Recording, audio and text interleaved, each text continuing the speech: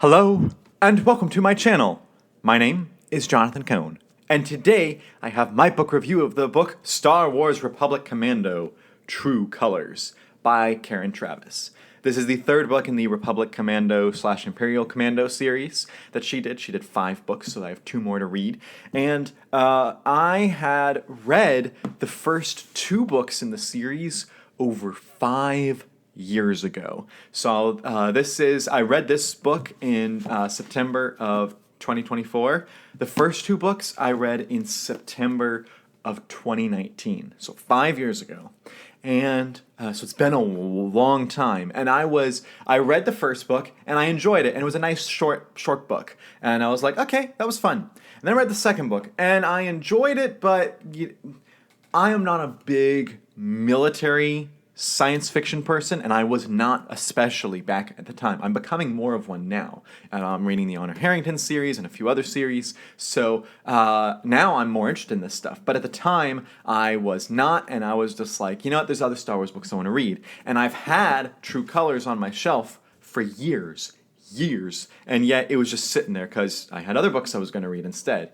And then finally, I found books 4 and 5, which is Order 66 and Imperial Commando, the 501st book, which are both like the sequels, and I found those at the local bookstore for cheap, and so I got them, and I was like, well, I have no excuse to keep putting it off now, and I'm trying to complete the entire expanded universe. And so I wanted to finish out the Republic Commando series after all this time, and so I picked up True Colors, and I honestly expected to not like it, because I figured it's been 5 years, I'm not going to remember the characters well, I'm not going to remember the world building, it's Star Wars, but Karen Traviss has a very particular style.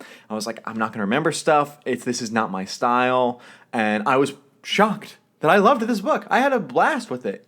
There is some parts of it I did not like, but as a whole, this is a very entertaining book. I really enjoyed it, and I had nothing to worry about. As this book started, I was like, I'm remembering all this stuff now. Some of my favorite things in the book. I loved Etaine's storyline. Etaine is such a great character. She's the Jedi who has a romance with one of the Republic Commandos. And this is mild spoilers for the first 2 books in the series. So if you haven't read the first 2 books, just be forewarned. She is pregnant with that clone trooper's child. And the discussions that are had and the thought processes about how this is going to affect their lives and how this is going to affect the child and how it's going to affect society and how they're going to deal with it are just absolutely riveting to me. And, there was not one moment where once she got pregnant that she decided, you know what, I'm not going to at not one point did she decide to abort the baby. She said, we're keeping it, and they don't know what they're doing with it yet, whether she's going to train it herself, or whether she's going to give it away, or whether she's going to give it to the Jedi. She didn't know exactly, but she knew she was going to keep it alive, and that was a very refreshing take. And I just thought it was fascinating how they're worried about how Dorman is going to react, and so they don't tell him quite yet, and I just thought that was interesting. And so all of Etaine's storyline, the way that she deals with the pregnancy, the way she deals with continuing to be a Jedi because she's still fighting out there, and then also there's some stuff near the end where she uses the pregnancy to her advantage when negotiating with someone. I thought that was really, really cool. And then I also really like Scarata's storyline. He is a character that I'm surprised works so well. He has a lot of depth. And really, even though it's called Republic Commando, is Scarata's storyline, at least so far, because he's the character that stood out, that has really, had the most development.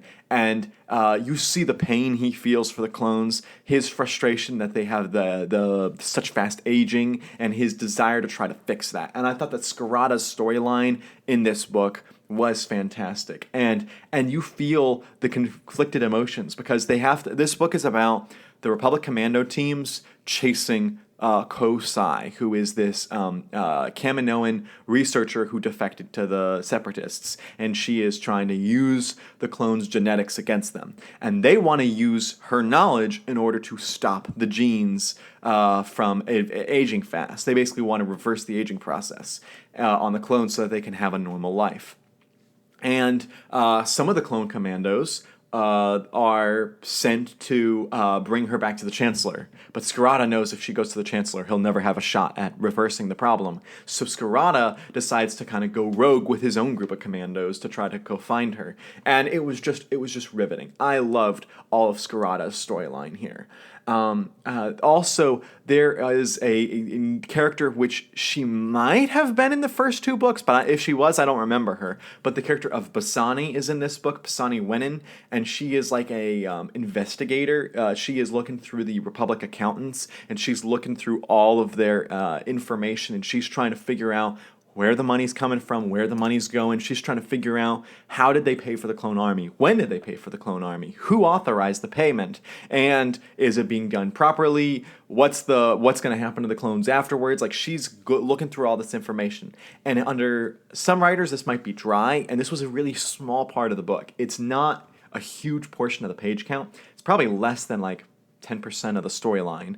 But I loved all of Basani's story. I thought that she was great. I thought that her dynamic with the clones, particularly Ordo, was great. And I thought that her desire to help them out was also really, really fascinating. If you've noticed, my favorite storylines in here were not the Republic Commando storylines. They were the other storylines, the mercenary from Scarada, the Jedi, the accountants. My least favorite part of this book is the Republic Commando part. The whole part with Dorman and Scorch and all their missions, not great for me. There were a few clone commandos, Republic Commandos, that stood out to me. I'm thinking, well, I guess one of them was an ARC Trooper, but Ordo, I thought Ordo was really fascinating, and I thought that Phi had an interesting storyline, and other than that, really, the clone commando stuff, I was like, you know what? This is my least favorite part of the book. Didn't really care for it. I don't think it was poorly constructed. I think that Karen Traviss did an admirable job here. I just think that, to me, wasn't interesting at all. I would much rather have been reading about Scarada or Attain or about the Basani.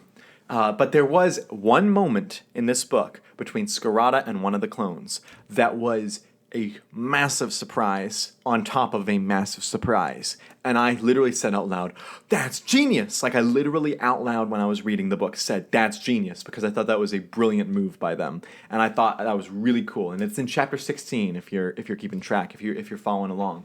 And I loved that moment. I thought that was great.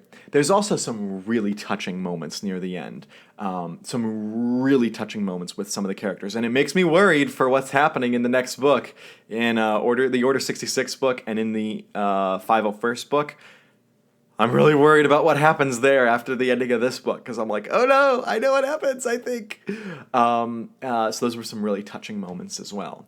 And this book deals with some great themes about the military, about veterans, about how society treats veterans, about how society deals with the military after the war is over, about why soldiers are treated as human versus inhumane, and things like that. There's a lot of questions about the military and the treatment of the military in this book. And I think Karen Traviss absolutely nails it. I don't know if she ever served herself, but it's obvious she did her homework if she didn't, because she just gets a lot of the military stuff. A lot of my students, their parents at my school that I teach at, their parents are military. A lot of the guys in my Bible study group, they're military. A lot of the guys in my church are military. So everybody, like a lot of people I know around me are military, so I'm really engrossed in this culture now, and it's just so fascinating to see her just tackle these difficult questions that are things that we deal with today. So I thought that was really cool. So I enjoyed True Colors, the third Republic Commando book, and I actually would say it's my favorite of the three books. It's my favorite of the three. I enjoyed the book quite a lot. The first book is a super simple story. It's a super straightforward, simple story. The second book is a little bit more complex and just doesn't work as well for me, but the third book I thought was really well done. I'm going to give it a 7.5 out of 10 because so much of the book is those close clone commando stories that just completely fell flat for me. And so that brought it down from where it would have been like, if it was just the other storylines, it might have been like a 9-ish, but it had to be brought down because the clone commando stories just wasn't interesting to me. But still, it was an overall very good experience. So I'm glad I read it and cannot wait to read the next couple books in October and November. So that is my review of Republic Commando, True Colors. If you've read it, let me know your thoughts in the comments section down below. And until next time, I'm Jonathan, and thank you for watching.